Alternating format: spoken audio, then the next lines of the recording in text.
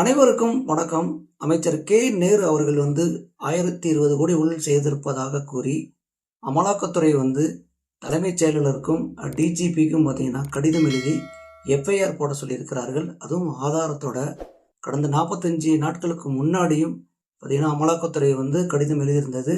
ஆனால் பொறுப்பு டிஜிபி அவங்க தற்காலிகமான டிஜிபி அப்படின்றதுனால இதை இன்னும் எஃப்ஐஆர் போடலைங்க. மெத்தன போக்கில் செயல்படுறாங்க.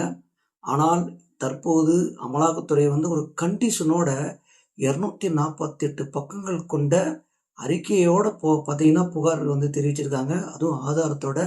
அதுக்கு நம்ம அமைச்சர் கே. நேரு என்ன நம்ம சொல்லியிருக்காரு, நாளொரு புகார் பொழுதொரு அவதூறை பரப்பி கொண்டிருக்கிறது இந்த பாசிச பிஜேபி அரசுடன் சேர்ந்து எதிர்கட்சியான ஏடிஎம்கே அப்படின்னு சொல்லி குற்றம் சாட்டியிருக்காரு. இதுல இன்னொரு விஷயம் ரொம்ப சிறப்பான ஒரு விஷயம் சொல்லியிருக்கு. அது என்னன்னு பார்த்தீங்கன்னா, மக்கள் போற்றும் சிறப்பான பணியை செய்து கொண்டு வருகிறேன். இதற்கு மக்களே பதில் சொல்வார்கள். அப்படி இருக்கும் சமயத்துல மக்களிடையே அவதூறு பரப்ப வேண்டும் என்று சொல்லி இந்த பாசிச பிஜேபியும் ஏடிஎம்கேயும் தொடர்ந்து அவதூறு பரப்பி கொண்டு வருகிறது. மக்களிடையே இருக்கும் நல்ல பேருக்கு களங்கம் ஏற்படுத்தும் விதமாக நடந்து கொள்கிறது. எனது பணியில கிட்டத்தட்ட நான் 1,22,00,000 பேருக்கு குடிநீர் வழங்கியிருக்கிறேன். இன்னும் 70 லட்சம் பேருக்கு மேற்பட்டவர்களுக்கு குடிநீர் வழங்குவதற்கு ஏற்பாடு செய்து கொண்டிருக்கிறேன். அடுத்ததாக பார்த்தீங்கன்னா 24,758 கிலோமீட்டர் தொலைவிற்கு தார் சாலைகளை அமைத்திருக்கிறேன், பூங்காக்கள்லாம் அமைத்திருக்கிறேன். அப்படி இருக்கும் பொழுது என் பணியின் மீது களங்கம் ஏற்படுத்தும் விதமாக நடந்து கொள்கிறார்கள். இதை சட்ட ரீதியாக அணுகுவேன். கண்டிப்பாக இதை சட்ட ரீதியாக அணுகி நான் அவர்கள் மீது, அதாவது அவங்க முகத்துல சாயம் பூசுவேன் அப்படின்ற மாதிரி கே. நேரு அவர்கள் சொல்லியிருக்காரு. எல்லாம் நம்பிட்டீங்கல்ல? நானும் அப்படிதாங்க நம்பிட்டேன். ஏன்னா கே.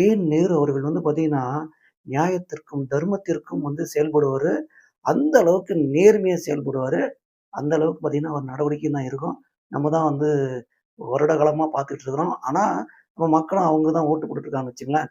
அது ஒரு பக்கம் இருக்கட்டும்.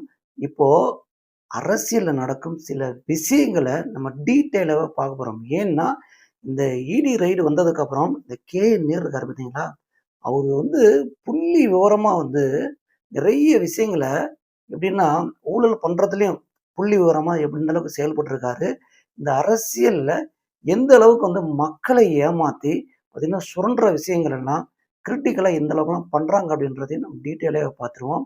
தயவு செய்து மக்கள்கிட்ட கொண்டு போய் நிறைய விஷயங்களை சேருங்கப்பா. இல்லைன்னா திரும்ப திரும்ப பார்த்தீங்கன்னா ஒரே இடத்துல அந்த பக்கம் எப்படி செந்தில் பாலாஜியோ, இந்த பக்கம் திருச்சியில பார்த்தீங்கன்னா கே. நேரு, சென்னையில பார்த்தீங்கன்னா சேகர் பாபு, இப்படி ஒரு ஒரு இடத்துலையும் பார்த்தீங்கன்னா ஒரு 4-5 தொகுதிகளை வச்சுக்கிட்டு ஆக்கிரமித்துக்கிட்டு பார்த்தீங்கன்னா மக்களை அல்லோலப்பட வைக்கிறாங்க. அப்போ கே. நேரு என்ன பண்ணாரு, அமலாக்கத்துறை என்ன செஞ்சது அப்படின்றத டீட்டெயிலாகவே பார்த்துடலாமே. நம்ம அமைச்சர் கே. நேரு எந்த துறையில பணியாற்றுறார் அப்படின்னு பார்த்தீங்கன்னா, நகராட்சி நிர்வாக குடிநீர் வழங்கல் துறை. இந்த குடிநீர் வழங்கல் துறையில கிட்டத்தட்ட பார்த்தீங்கன்னா கழிப்பிடம் கட்டுவது, தார் சாலை அமைப்பது, பூங்காக்கள் அமைப்பது, பார்த்தீங்கன்னா குடிநீர் வழங்குவது, இப்படி நிறைய பணிகள் இருக்குது. இதெல்லாம் கே. நேருகளிடம் ஒப்படைச்சிட்டாங்க. ஏன்னா இதுதான் மக்களின் அடிப்படை ஆதாரங்களுடன் பார்த்தீங்கன்னா மக்கள் அடிப்படை ஆதாரங்களை பூர்த்தி செய்யற ஒரு விஷயம்னு வச்சுங்களேன். ஏன்னா இது முதல்ல போய் சேரும் மக்கள்கிட்ட உடனடியாக சேரக்கூடிய விஷயம். இதுல தான் அவங்க பயணிச்சுட்டு இருக்காங்க. தண்ணீர் இல்லாமல் இருக்க முடியுமா? ரோடு பழுதாச்சுன்னா உடனே கம்ப்ளைண்ட் கொடுக்குமா? இப்படி பார்வையில் என்னென்ன படுகிறதோ இது எல்லாமே நேரு அவர்களின் கையில் இருக்கிறது. அப்படி இருக்கும் சமயத்துல கடந்த 45 நாட்களுக்கு முன்னாடி 35 லட்சம் ரூபாய் ஒவ்வொரு இடமும் பார்த்தீங்கன்னா லஞ்சம் வாங்கி கொண்டு வேலை வாங்கி தருவதாக சொல்லி ஊழல் செய்திருக்கிறார் அப்படின்னு சொல்லி அமலாக்கத்துறை டிஜிபி அலுவலகத்துக்கு கடிதம் எழுதி எஃப்ஐஆர் போட சொன்னது. அவர் மீது நடவடிக்கை எடுக்க சொன்னாங்க. லஞ்ச ஒழிப்புத்துறைக்கும் பார்த்தீங்கன்னா கடிதம் எழுதி அவர் மீது நடவடிக்கை எடுக்க சொன்னாங்க. அவர் லஞ்ச ஒழிப்புத்துறை எடுக்காதப்பதான் டிஜிபி அலுவலகத்தில் புகார் கொடுத்தார்கள். அப்பையும் இவங்க யாருமே கண்டுக்கவே இல்லை.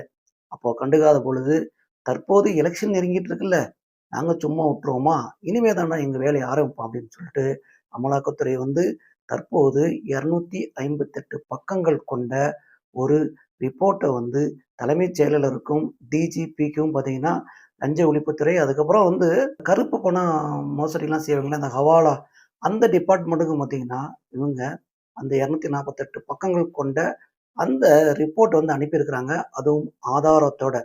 நீங்க வந்து எஃப்ஐஆர் வந்து பதிவு செய்யல அப்படின்னா, இந்த ஊழல்ல உங்களுக்கும் சம்பந்தம் இருப்பதாக கூறி, நாங்கள் நீதிமன்றத்துக்கு செல்வோம் அப்படின்னு சொல்லி, அந்த கடிதத்தில பார்த்தீங்கன்னா, பட்டைய கிளப்பியிருக்காய்ங்க. அது வந்து அவ்வளோ டீட்டெயிலா எழுதியிருக்காங்க. இதில அமலாக்கத்துறை குறிப்பிட்ட விஷயம் என்னவென்றால், நகராட்சி நிர்வாகம், குடிநீர் வழங்கல் துறையில கே. நேரு அவர்கள் வந்து 1020 கோடி வந்து ஊழல் பண்ணியிருக்கிறாரு. இந்த ஊழல் வந்து செய்ததற்கான ஆதாரங்கள் எங்கள்ட்ட இருக்கு. அதாவது வாட்ஸ்அப் ஸ்கிரீன்ஷாட் எங்கள்ட்ட இருக்கு. வாய்ஸ் ரெக்கார்ட் இருக்கு. வாட்ஸ்அப்ல சாட் பண்ணது இருக்கு. இது எல்லாமே எங்கள்ட்ட ஆதாரம் இருக்கு. அதாவது இவங்க எதுலாம் வந்து இந்த ஊழலை பண்ணியிருக்காங்க அப்படின்னு பார்த்தீங்கன்னா, மெயினா வந்து நம்ம துப்புரவு பணியாளர் இருக்காங்க பார்த்தீங்களா?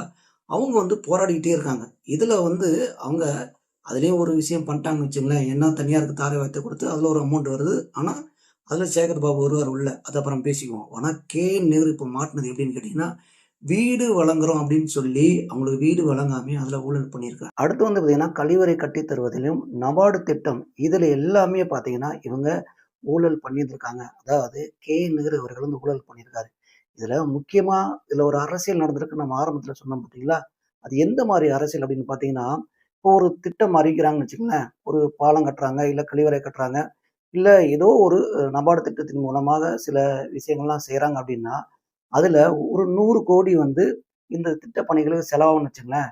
அவங்க 125 கோடி, 140 கோடின்னு இந்த திட்டத்திற்கு போட்டுருவாங்க.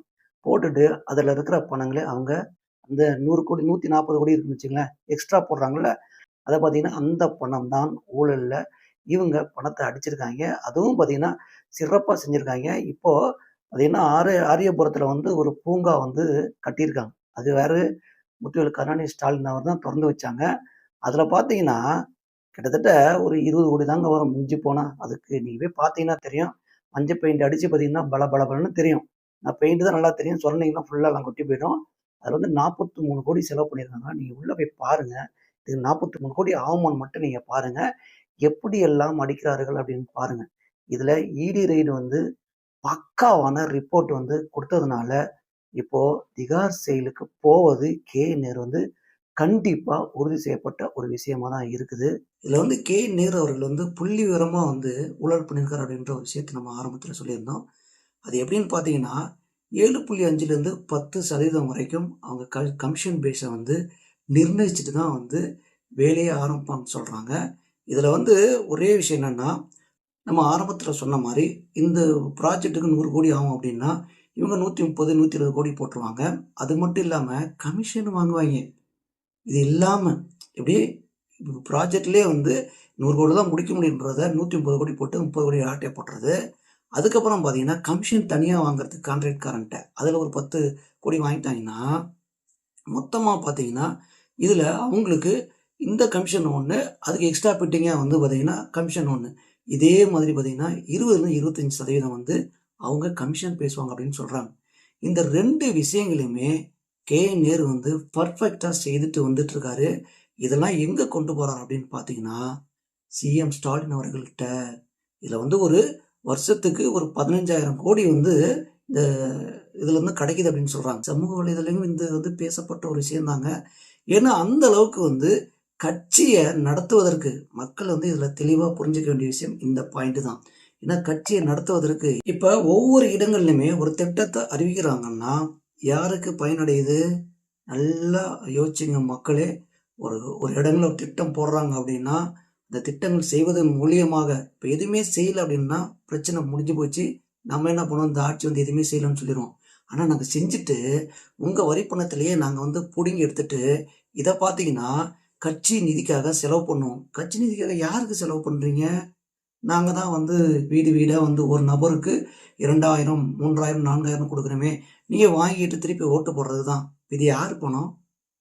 நம்மள்ட்டருந்து நம்ம வரி பணத்திலேருந்தே அடிச்சு, அதையே கட்சி நிதியா பார்த்தீங்கன்னா பயன்படுத்தி, நம்மள்ட்டயே திருப்பி குடுத்து, நம்மள ஓட்டாண்டியாக்கி, பார்த்தீங்கன்னா, இவங்கெல்லாம் சொத்து சேர்த்துக்கிட்டு, இந்த மாரி ஊழல் பண்ணிக்கிட்டு, மக்களை ஏமாத்திட்டு இருக்காங்க. மக்களே, மடப்பைய மக்களே அப்படின்னு சொல்ல தோணுது. ஏன்னா நம்ம அப்படித்தானே வாழ்ந்துட்டு இருக்கிறோம். ஏன்னா ஒரு 2000 கிடைச்சிட்டா போதும், ஒரு 3000 கிடைச்சிட்டா போதும், அப்படின்னு அந்த தேவைகளுக்கு நம்ம பயன்படுத்திக் கொள்றோம். ஆனா அதுக்கு பின்னாடி விலைவாசிகள்லாம் எவ்வளோ உயர்ந்துட்டு போகுதுன்னு நீங்க பாருங்க. கட்சி நிதின்னா, நீ கட்சி ஆரம்பிக்கிறப்பா, உன்ன யார் கட்சி ஆரம்பிக்க சொன்னாங்களா? அப்போ நீங்க இத ஒரு பிசினஸா பயன்படுத்திக்கிட்டு இந்த அரசியல ஊழல் எந்த அளவுக்கு பண்றாங்கன்னு மக்களே தெளிவா பார்த்துக்கங்க. இப்படிதான் அரசியல் நடக்குது. நேரு அமலாக்கத்துறைகிட்ட இப்படித்தான் சிக்குனாரு. மக்கள் பணத்தை அடித்துக்கொண்டு இந்த மாரி பார்த்தீங்கன்னா, பர்சன்டேஜ் போட்டு பார்த்தீங்கன்னா, கால்குலேஷன் போட்டு இங்க பார்த்தீங்கன்னா, கொள்ளையடிச்சிட்டு இருக்காங்க. அத அமலாக்கத்துறை தெள்ளத் தெளிவாக 258 பக்கத்துல பார்த்தீங்கன்னா சொல்லியிருக்காங்க, கூறியிருக்கிறாங்க. இத டிஜிபி பார்த்தீங்கன்னா, பொறுப்பு டிஜிபி இப்ப பார்த்தீங்கன்னா, அவரு தற்காலிகமா இருக்கிறாராம். அவரு எஃப்ஐஆர் போடுறதுக்கு பார்த்தீங்கன்னா, அப்படியே காலம் தாமதிச்சுட்டு வராரு. ஆனா, நீங்க காலம் தாமதிச்சீங்கள் அப்படின்னா, நம்ம ஆரம்பத்துல சொன்ன மாதிரி, இதுல ஊழல்ல காவல்துறைக்கும் சம்மந்தம் இருக்கு அப்படின்னு சொல்லிட்டு நாங்க நீதிமன்றம் போவோம். நீதிமன்றம் போனா என்ன ஆகும்னு நினைக்கிறீங்க? காவல்துறை கழுவி கழுவி ஊத்திப்புடுவாய்ங்க.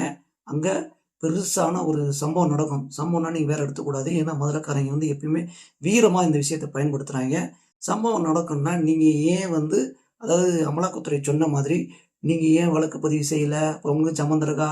வா உள்ள போ அப்படின்னு சொல்லிட்டு நேருக்கு பின்னாடியே அனுப்பி விட்டுருவாய்ங்க.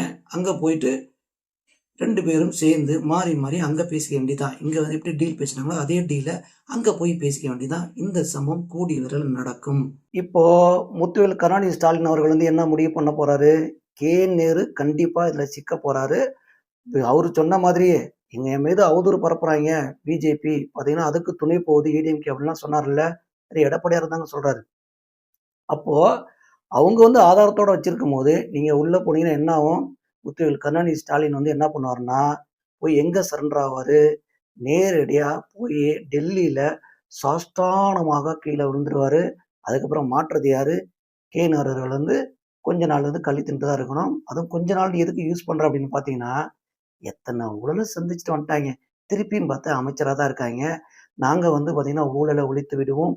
மது பார்த்தீங்கன்னா, எங்கள் ஆட்சி வந்தால் கண்டிப்பாக மதுக்கடைகள் மூடப்படும். மது இருக்காது அப்படின்லாம் சொல்லுவாய்ங்க.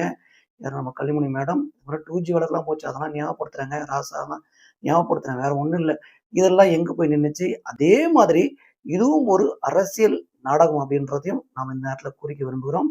ஏன்னா, இதை பிஜேபி தக்க சமயத்துல இந்த எலக்ஷன் அப்ப பயன்படுத்திக்கும். கால்ல விழுந்தா என்ன? எங்க விழுந்தா என்னப்பா? ஊழல் பண்ணியிருக்காருல்ல. ஏதாவது ஒண்ணு பண்ணீங்கன்னா, தமிழ்நாட்டுக்கு விடிவு காலம் பொறக்கும் அப்படின்னு நாங்கலாம் ஏங்கிக்கிட்டு இருக்கிறோம். ஆனா, நீங்களும் என்ன பண்றீங்க?